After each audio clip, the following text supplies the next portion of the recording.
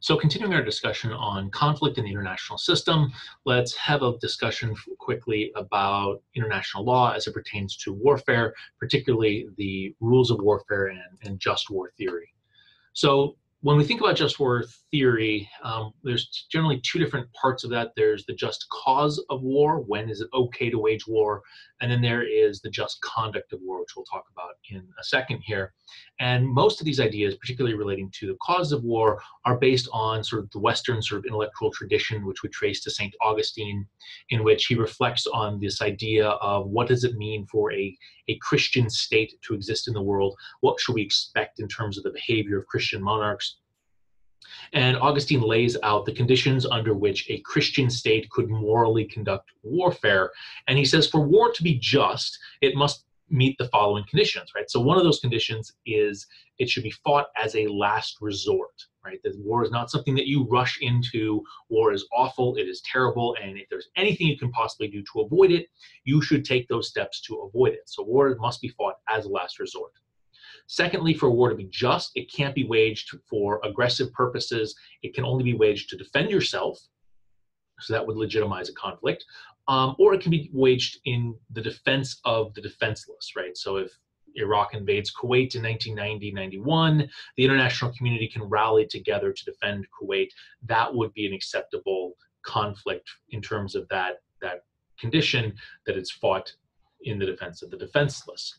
It should also be pointed out here that preemptive war is generally considered okay as meeting the self-defense definition. What preemptive war means is that you're minding your own business, and in the middle of the night, a spy stumbles in out of the rain and says, "Oh my goodness, our neighbors are massing on the border. Tomorrow morning, they're going to attack us, and they're going to wipe us out." Right? When you get that kind of intelligence coming in, that an attack is imminent, you are permitted to mobilize your forces and strike first. That would still be considered morally acceptable under just war theory. And I think, but by contrast, a preventative war is not considered morally acceptable under just war theory. A preventative war is your intelligence comes in and says, our neighboring state is doing things we don't like. Potentially, this could lead to conflict someday. It's going to be dangerous, and we're not really comfortable with that situation. When that information comes in, that can lead you to respond in any number of ways, but you can't wage war and claim the moral high ground on that. And the reason is the difference between that last resort part of just war theory, right? When troops are massing on the border and you have incredible intelligence that they're going to attack tomorrow, there is no real chance to avoid war.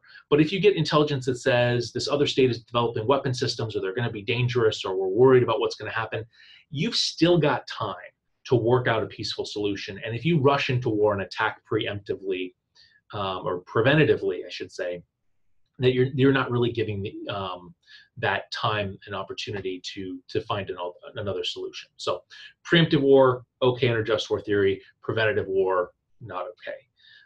Another component of just war theory is that war should be undertaken by a legitimate authority. And so as Augustine is thinking about this, he's thinking about this in the context of a king or a queen, somebody appointed by God as the head of a state to be the embodiment of God's will on earth.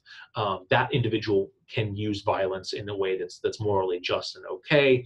You and I can't do that as individuals. We're not supposed to be able to wage violence as part of the tool set of things that we can do. And so historically, we've understood just war as something that sovereign states can do. They can wage war and do so appropriately.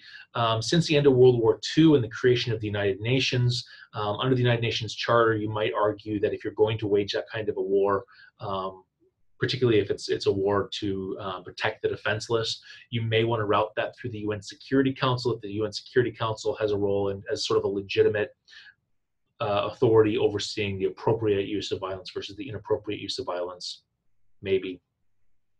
And then there's a final component to just war theory, and that is that you're not fighting to win. You're not fighting for territory. You're not fighting for policy concessions. You're fighting to restore peace. And so you fight until the point where your adversary says, okay, let's talk. And then you move to the bargaining table and you talk, because the goal is not military conquest. The goal is not victory. The goal is restore peace as quickly as you possibly can. And so those are the conditions that are typically understood as just causes of war, or the just cause of war.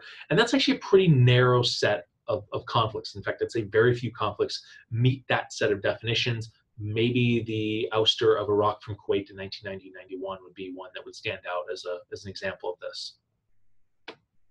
We also have the just conduct of war, which would be jus in bello. The J is in Latin pronounced with the Y sound, but jus in bello is the rules governing how states and how armies should conduct themselves in war. And there's a couple principles that have been developed over the millennia and have been pushed into international agreements and treaties and rules of war, things like the Geneva Convention.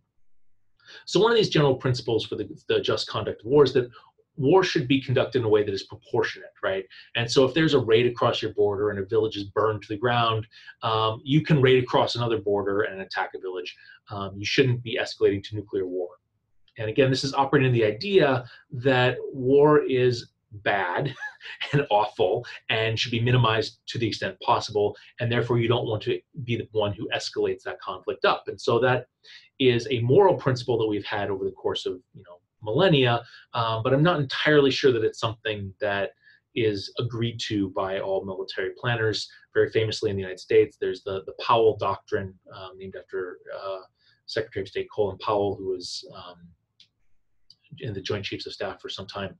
And Colin Powell argued that when the United States responds with military force, it should respond with overwhelming military force to win decisively and quickly and end a conflict rapidly. That's the more moral way to approach conflict, rather than sort of a back and forth tit for tat retaliation.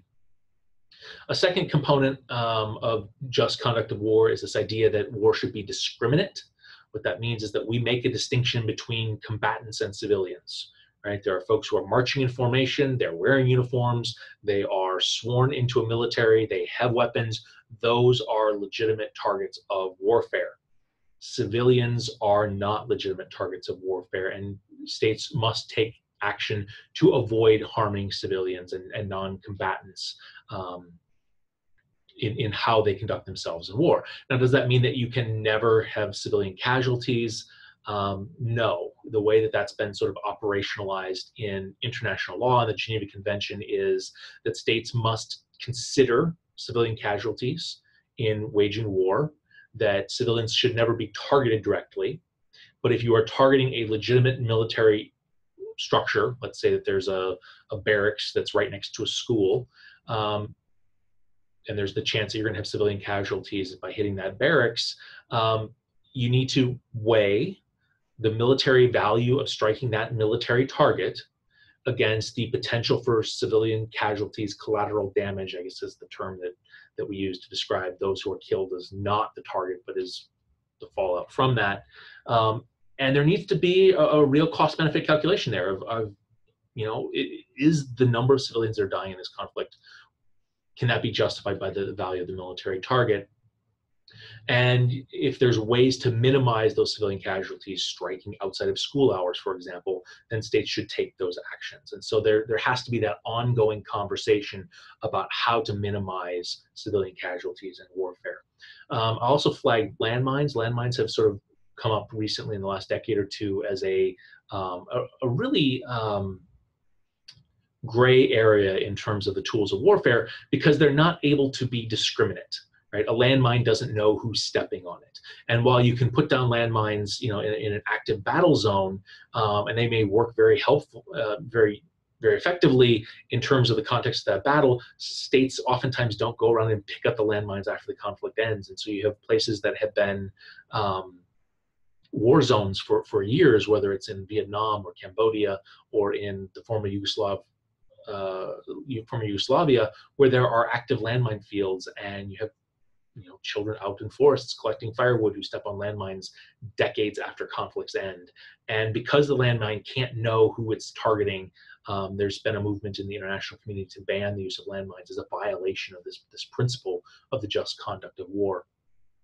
There's dozens and dozens of other sort of rules of war codified in the Geneva Convention about um, treatment of prisoners, or not targeting ambulances in terms of the kinds of ammunition that are acceptable. Lots of rules have been laid down, but these principles of discriminate and proportionate response are really at the core of a lot of this.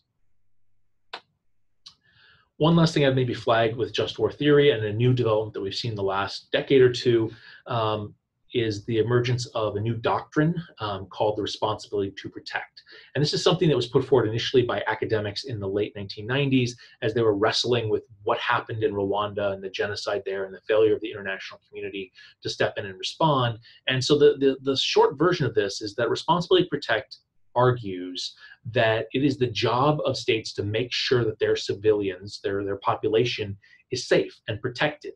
And if states fail to do that, either by negligence or if states themselves become predatory and start terrorizing their civilian populations, then it falls to the international community to protect citizens. Somebody has that responsibility. If states abdicate, it defaults up to the international community, which then can intervene and take action and strike at a state that's brutalizing its civilian population. And this is something that was put forward initially, and in 2002 was actually picked up by the UN General Assembly. It was endorsed as a resolution. Lots of NGOs have backed it. Lots of academics have backed it. And in the Arab Spring, when Gaddafi in Libya was targeting peaceful protesters, it was under the responsibility to protect that the United Nations Security Council and then the NATO alliance expanded a protect civilians mandate from the Security Council into an ouster of Gaddafi, driving him from power under the idea that he had essentially lost his right to rule his country because of the brutalization of the civilian population. And so this is an idea that's been floating around for a decade or two, and fits pretty closely with this idea of just war, in that the protection of the defenseless is something that can be a legitimizing cause for states to take military action.